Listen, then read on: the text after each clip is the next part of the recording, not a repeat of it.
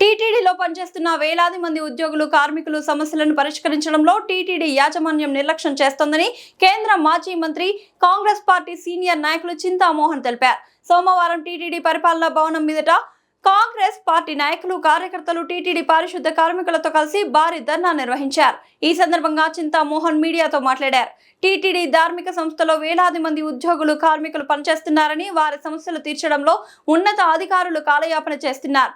12వ PRC 4 pending డిఏలు వెంటనే ఇవ్వాలన్నారు. 6 లక్షల మంది ప్రభుత్వ ఉద్యోగులు కష్టపడి పనిచేస్తున్నారని, ప్రజలకు సేవ చేస్తున్న ఉద్యోగస్తులను ఇబ్బందులకు గురి చేయడం తగదన్నారు.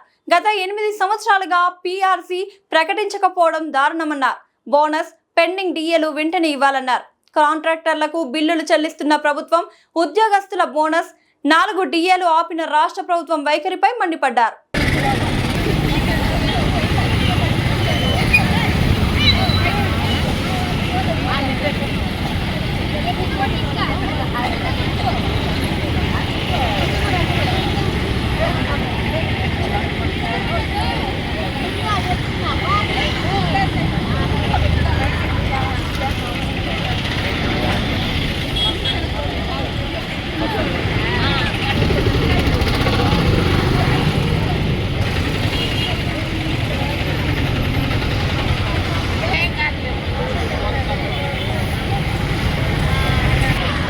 స్టార్ట్ అయినట్టు లెక్కిదా స్టార్ట్ అయిందా